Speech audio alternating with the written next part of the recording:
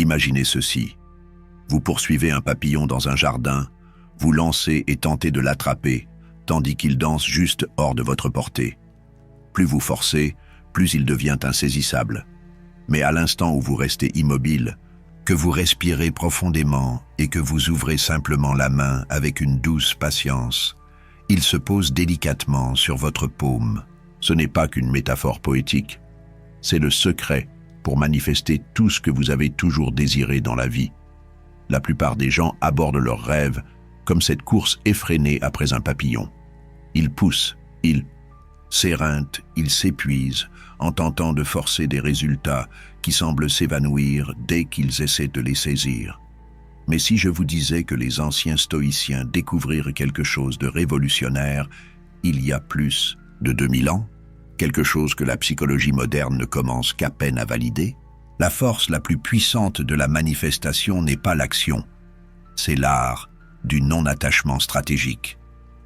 Pensez à un aimant puissant. Il ne poursuit pas les objets métalliques à travers la pièce, les traquant désespérément avec une force agressive. Il se contente d'exister dans son état magnétique et tout ce qu'il est censé attirer vient à lui naturellement, sans effort. Ce soir, je vais partager 7 changements profonds de mentalité qui vous transformeront de quelqu'un qui chasse le succès en quelqu'un qui l'attire comme un aimant. Ce ne sont pas des platitudes réconfortantes ou des rêveries mystiques. Ce sont des principes éprouvés, enracinés dans la philosophie stoïcienne, validés par les neurosciences et confirmés par d'innombrables personnes qui ont découvert cette vérité contre-intuitive.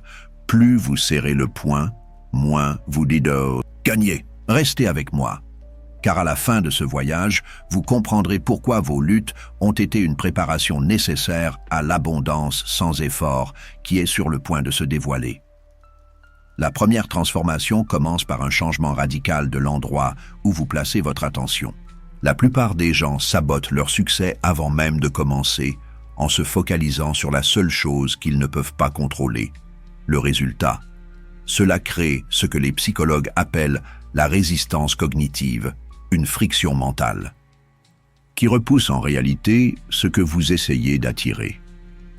Épictète, l'un des philosophes stoïciens les plus profonds de l'histoire, a parfaitement résumé cette sagesse lorsqu'il a dit « Souhaite que ce qui arrive, arrive comme il se doit, et ta vie s'écoulera sans encombre.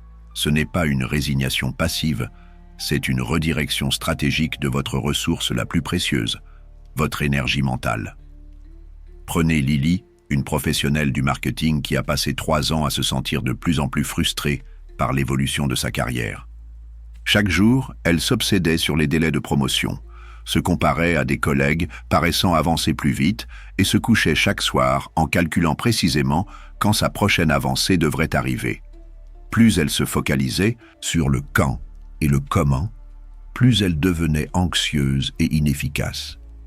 Son désespoir repoussait littéralement les opportunités qu'elle convoitait.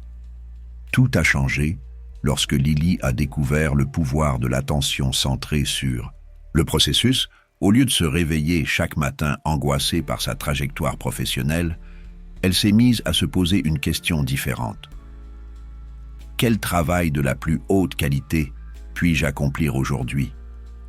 Elle a cessé de consulter frénétiquement ses emails à l'affût d'une nouvelle de promotion et a commencé à investir cette énergie dans l'acquisition de nouvelles compétences. Elle a arrêté de comparer ses progrès à ceux des autres et à célébrer ses améliorations quotidiennes. Au bout de 6 mois, un événement remarquable s'est produit. La promotion qu'elle poursuivait désespérément depuis 3 ans est venue à elle, non pas parce qu'elle avait finalement compris comment manipuler le système, mais parce qu'elle était devenue véritablement magnétique par la qualité de sa présence et de sa contribution. C'est la première loi de la manifestation sans effort. Consacrez votre énergie à ce que vous pouvez contrôler, votre effort, votre apprentissage, votre caractère, et laissez les résultats émerger naturellement. Quand vous cessez de serrer le résultat, vous libérez une énorme bande passante mentale pour exceller dans le processus lui-même. Mais voici où la plupart se trompent. Ils pensent que le détachement signifie ne pas se soucier de leurs objectifs. Ce n'est pas du détachement, c'est de la déconnexion. Le véritable détachement consiste à se soucier profondément de votre vision, tout en la tenant légèrement quant à votre calendrier et à vos méthodes. Cela signifie adopter ce que les stoïciens appelaient la discipline du désir. Vouloir ce que vous voulez, sans avoir besoin que cela se produise exactement quand et comment vous l'imaginez. La mise en pratique est élégamment simple. Chaque matin, au lieu de demander « Quand aurai-je ce que je veux ?», demandez-vous « Comment puis-je devenir la personne qui attire naturellement ce que je veux ?» Cela déplace votre système nerveux de la focalisation anxiogène sur l'avenir vers une focalisation génératrice de pouvoir dans le présent. Vous découvrirez que la qualité de vos actions quotidiennes s'améliore considérablement lorsqu'elles ne sont pas contaminées par l'obsession du résultat. Cela nous amène au deuxième changement fondamental. Comprendre que votre réalité extérieure n'est qu'un reflet de votre paysage intérieur. La plupart des gens ont tout faux. Ils croient que leurs circonstances déterminent leurs pensées et leurs émotions. Mais les stoïciens percevaient une vérité profonde qu'aujourd'hui les neurosciences confirment. Vos pensées sculptent littéralement votre réalité. Marc Aurèle, écrivant dans son journal intime qui deviendra plus tard Les pensées pour moi-même, observa « Le bonheur de ta vie dépend de la qualité de tes pensées. Ce n'est pas de la poésie philosophique, c'est de la neuroscience pratique. Le système réticulé activateur de votre cerveau agit comme un filtre sophistiqué, déterminant ce que vous remarquez et ce qui reste invisible dans votre environnement. Quand votre esprit est encombré d'inquiétudes, de doutes et de pensées de rareté, vous ne pouvez pas percevoir les opportunités qui se trouvent juste devant vous. Mais quand vous cultivez ce que les stoïciens appelaient la discipline de l'assentiment, la pratique de choisir consciemment vos pensées, vous commencez à remarquer des possibilités qui existaient toujours, mais que vous ne voyiez pas. Rachel a vécu cette transformation pendant ce qu'elle décrit comme la période la plus sombre de sa vie. Après un divorce douloureux et un revers de carrière, elle se retrouvait piégée dans une boucle infinie de pensées catastrophiques. Chaque jour apportait de nouvelles vagues d'anxiété pour son avenir, du ressentiment pour son passé et l'impression croissante d'être maudite pour lutter sans fin.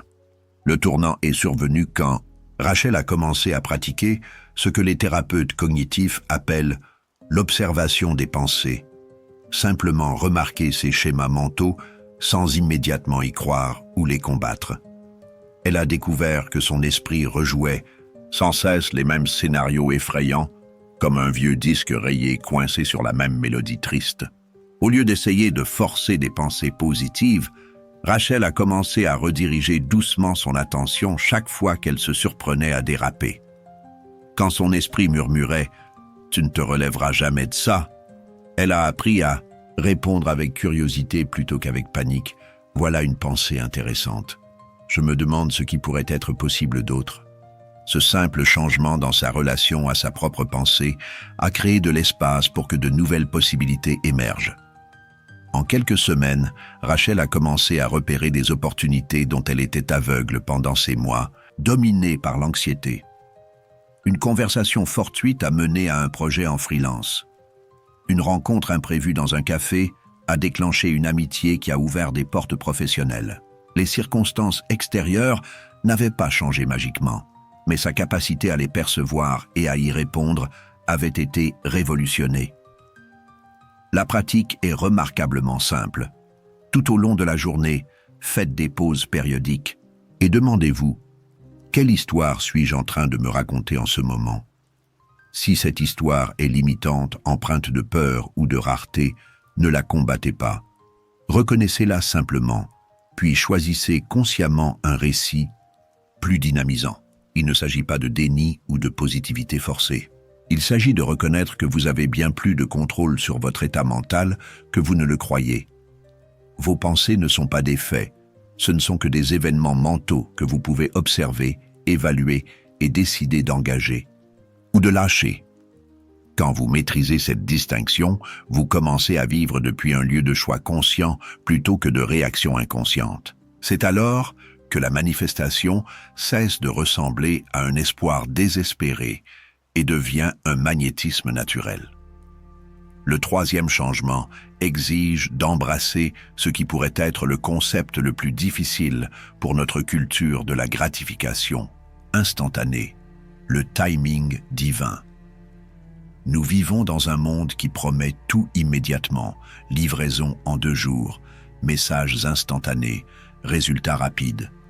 Mais les transformations les plus profondes de la vie suivent un rythme différent, qu'on ne peut ni hâter ni forcer. Épictète nous rappelle que rien de grand n'est créé soudainement. Un robuste chêne n'émerge pas du jour au lendemain d'un gland. Il nécessite des saisons de développement racinaire invisibles, des périodes de dormance apparente et la patience de faire confiance à des processus qui opèrent au-delà de notre perception immédiate. Sophie a appris cette leçon durant ce qu'elle considérait d'abord comme une crise de carrière. Après son MBA, elle s'attendait à ce que son emploi de rêve se matérialise en quelques mois. Au lieu de cela, elle a essuyé refus sur refus, renforçant sa peur grandissante d'être à la traîne d'un calendrier invisible que tout le monde semblait suivre. Pendant 18 mois, Sophie a lutté contre ces circonstances. Elle a postulé à des centaines de postes, réseauté frénétiquement, passé des nuits blanches à se demander ce qui clochait dans son approche. Plus elle se dépêchait, plus le succès semblait lui échapper. Les employeurs percevaient son désespoir et des entretiens qui auraient dû être des conversations naturelles devenaient des performances stressantes. Tout a changé quand la mentor de Sophie lui a partagé une perspective qui l'a d'abord frustrée. Peut-être que ce retard n'est pas un problème à résoudre, mais une préparation pour quelque chose de plus grand que tu n'imagines pas encore. Plutôt que de continuer à forcer les résultats, Sophie a décidé d'investir son énergie à exceller vraiment dans son art.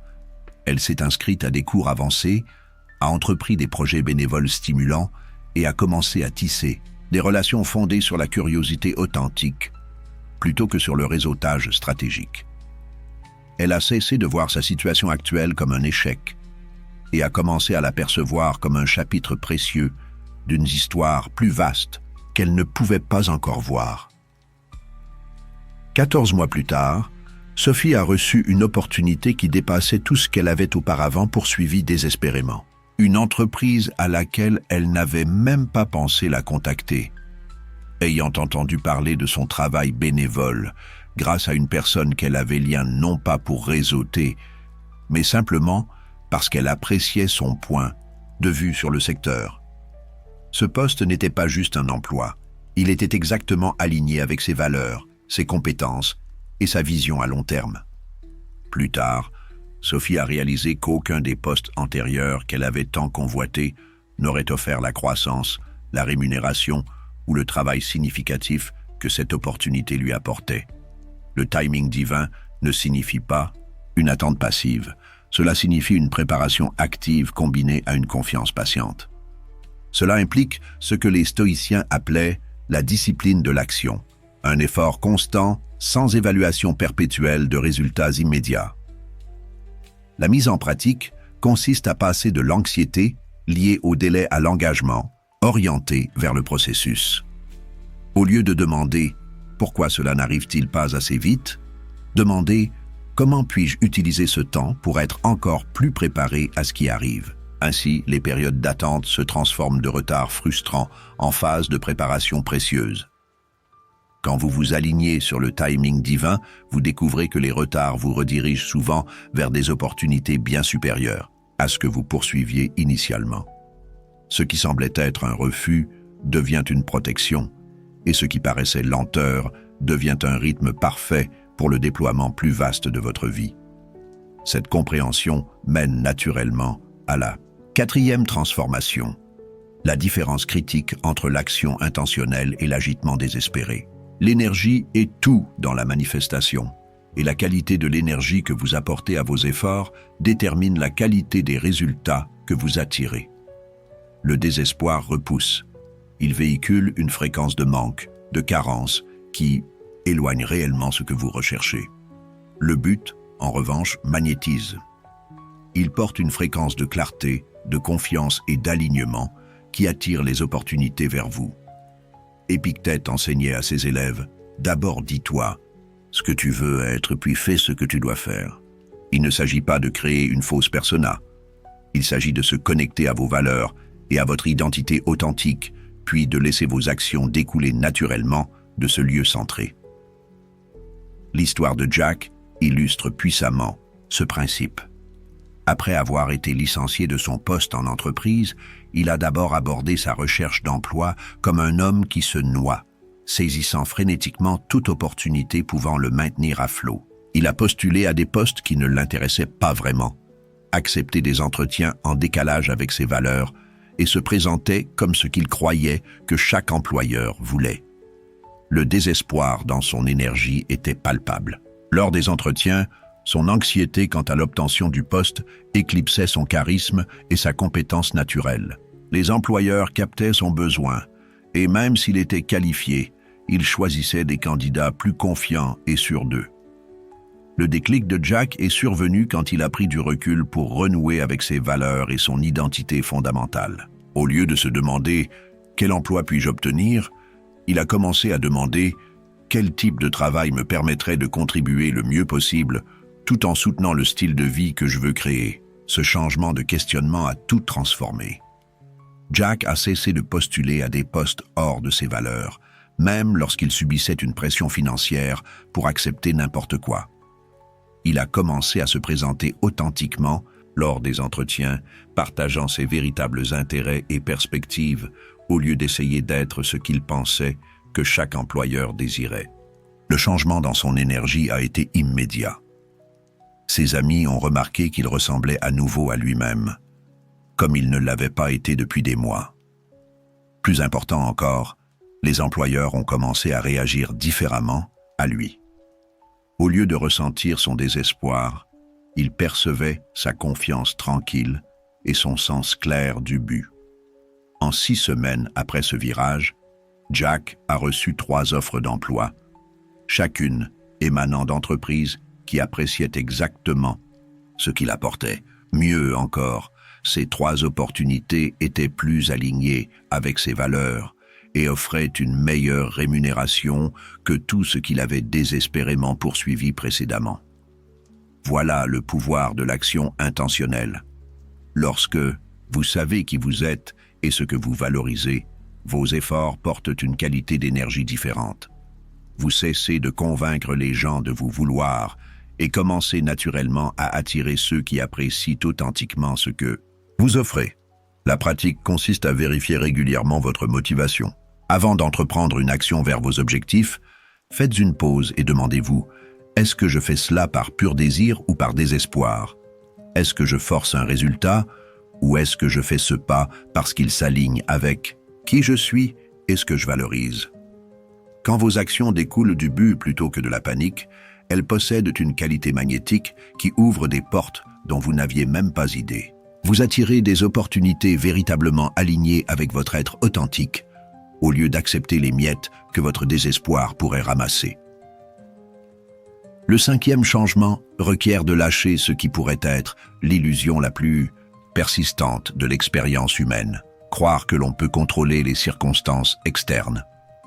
Cette illusion crée une souffrance immense et affaiblit en réalité votre véritable pouvoir, le pouvoir de choisir vos réponses. Les stoïciens ont développé un cadre simple mais profond pour comprendre cette distinction. Ils visualisaient 2 cercles, le cercle extérieur représentant tout ce qui échappe à votre contrôle, les actions des autres, les conditions du marché, le temps, les résultats, et le cercle intérieur représentant tout ce qui est sous votre contrôle, vos pensées, vos choix, vos efforts, votre caractère.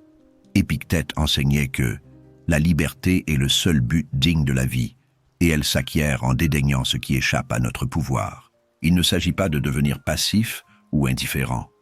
Il s'agit de diriger votre énergie vers ce où vous avez réellement une influence, tout en lâchant l'épuisante tentative de manipuler ce que vous ne pouvez pas influencer.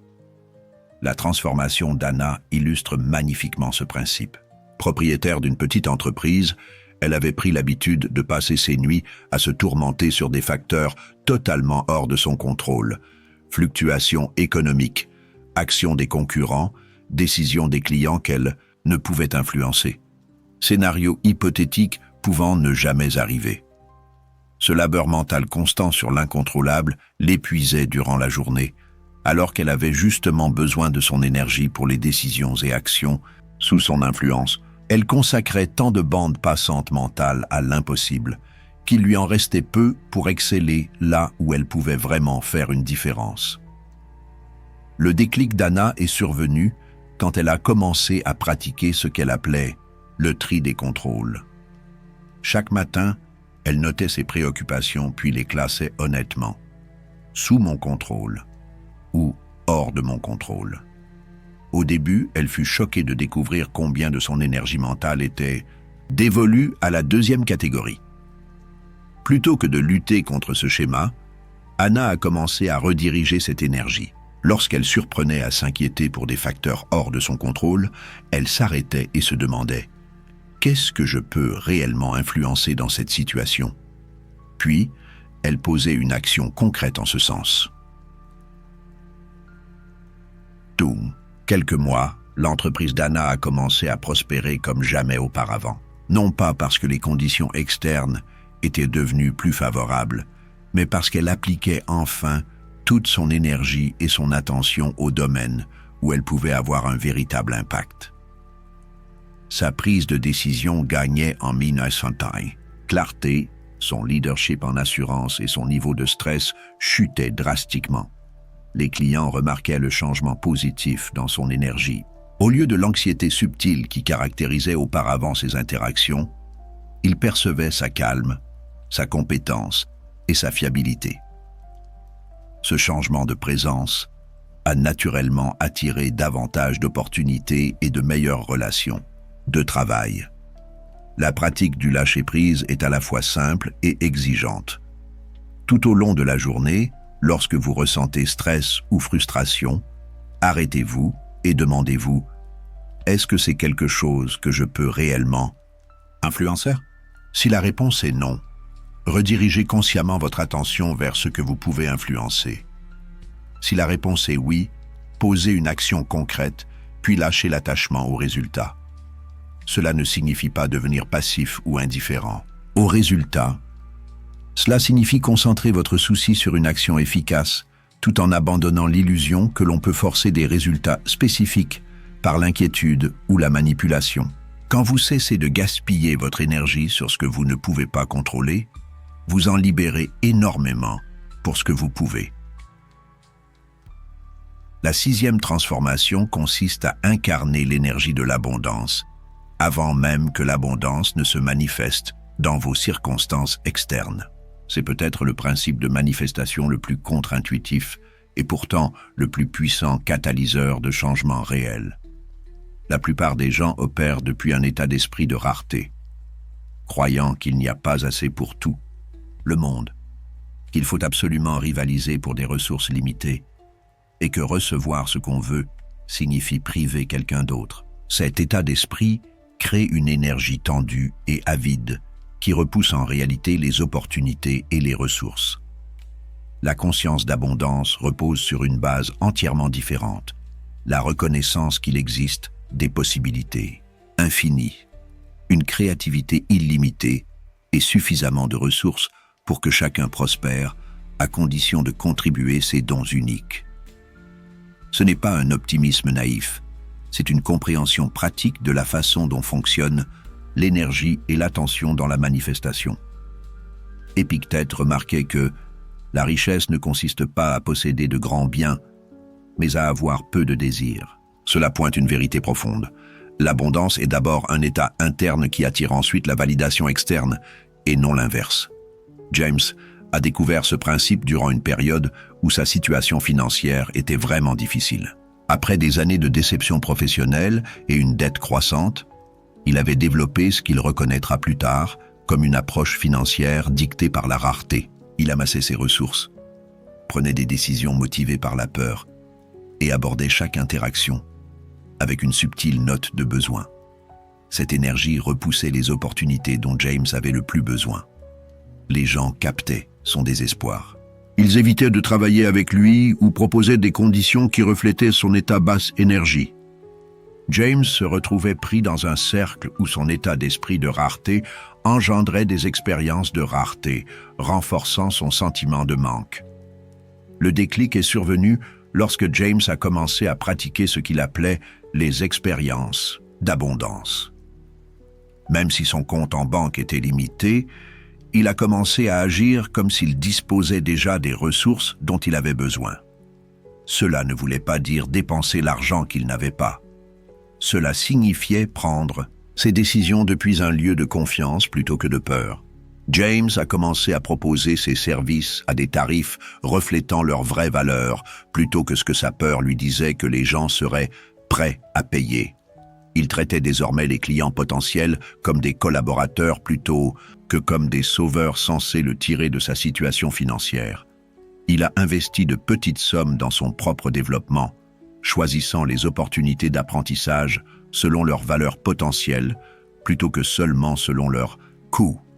Surtout, James a pratiqué une gratitude authentique pour ce qu'il possédait déjà, au lieu de se concentrer sans cesse sur ce qui lui manquait.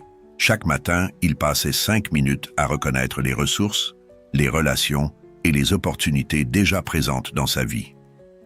La transformation a été progressive, mais indéniable. En 6 mois, James a commencé à attirer des clients qui valorisaient son travail et acceptaient de payer à sa juste valeur. Les opportunités surgissaient par des canaux inattendus. Les gens recommandaient ses services non pas parce qu'il était le moins cher, mais parce qu'il excellait dans ce qu'il faisait et qu'il était agréable à côtoyer. L'énergie de l'abondance n'est pas faire semblant d'avoir plus qu'on a. C'est reconnaître et apprécier ce qu'on a déjà tout en attendant avec confiance que davantage soit possible. C'est prendre des décisions depuis un lieu de possibilité plutôt que de limitation. Ce changement exige une pratique quotidienne.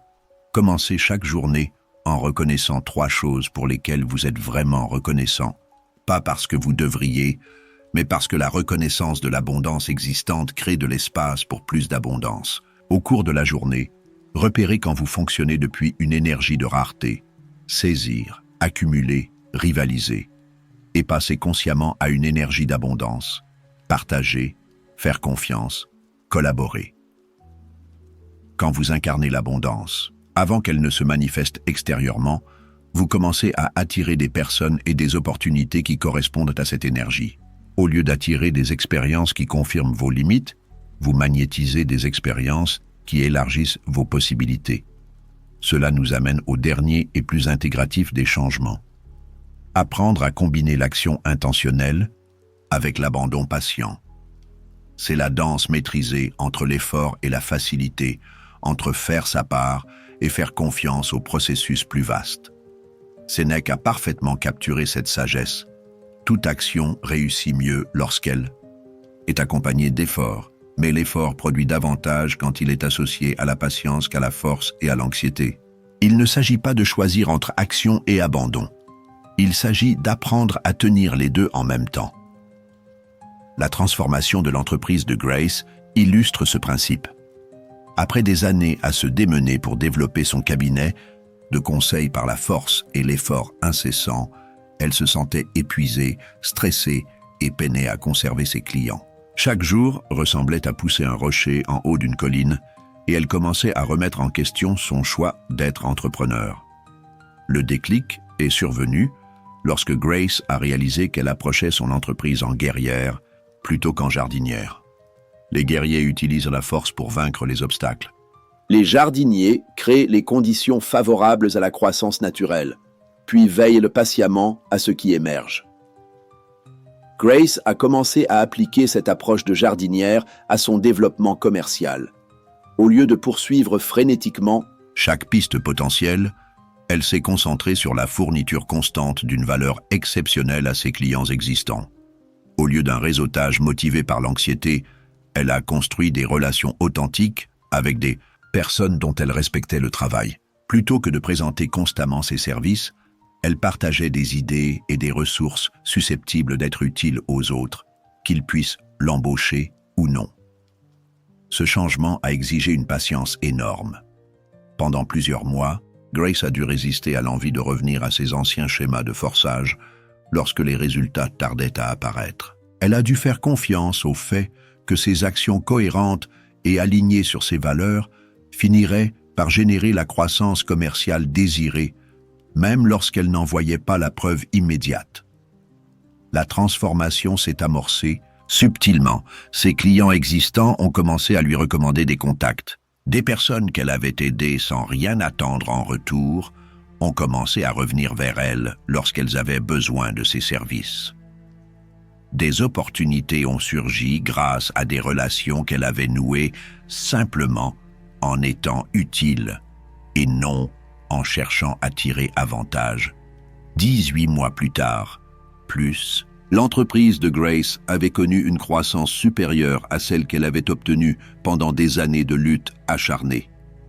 Plus important encore, le travail lui-même était devenu stimulant plutôt qu'épuisant. Elle attirait des clients qui appréciaient son approche et qui étaient prêts à payer adéquatement pour son expertise. La pratique de l'action alignée et de l'abandon exige une calibration permanente. Chaque jour, demandez-vous: quelles actions puis-je entreprendre aujourd'hui qui s'alignent sur mes valeurs et me rapprochent de mes objectifs? Posez ces actions avec un engagement et une excellence totaux. Puis, interrogez-vous: à quel résultat suis-je attaché que je dois lâcher? Lâchez consciemment l'attachement au moment et à la manière exacte dont les résultats se manifesteront. Cela crée ce que les stoïciens appelaient la discipline du désir. Vouloir ce que vous voulez, tout en n'ayant pas besoin que cela se passe exactement comme vous l'imaginez. Vous restez pleinement engagé dans le processus, tout en étant ouvert à des possibilités auxquelles vous n'aviez pas encore pensé. Quand vous maîtrisez cet équilibre, vos efforts deviennent exponentiellement plus efficaces car ils ne sont plus contaminés par la résistance engendrée par l'attachement aux résultats spécifiques. Vous commencez à vivre ce que les taoïstes appelaient Wu Wei, l'action sans effort qui découle naturellement de votre être authentique, plutôt que d'être forcé par votre ego craintif. Les 7 changements que nous avons explorés forment un système interconnecté pour passer d'une personne qui chasse le succès à une personne qui l'attire magnétiquement. Le détachement des résultats libère votre énergie pour exceller dans le processus. La maîtrise de votre mental crée la clarté nécessaire pour percevoir les opportunités. La confiance dans le timing divin évite les actions prématurées et permet un positionnement parfait. L'action depuis le but plutôt que depuis le désespoir change la qualité de l'énergie que vous apportez à vos efforts. Le lâcher-prise redirige votre pouvoir vers ce que vous pouvez réellement influencer. Incarner l'abondance avant qu'elle ne se manifeste extérieurement crée le champ magnétique qui attire les ressources. Combiner action alignée et abandon patient permet de faire votre part tout en faisant confiance au déploiement plus vaste. Il ne s'agit pas de devenir passif ou d'abandonner vos rêves. Il s'agit de découvrir la vérité contre-intuitive selon laquelle moins vous serrez, plus vous gagnez.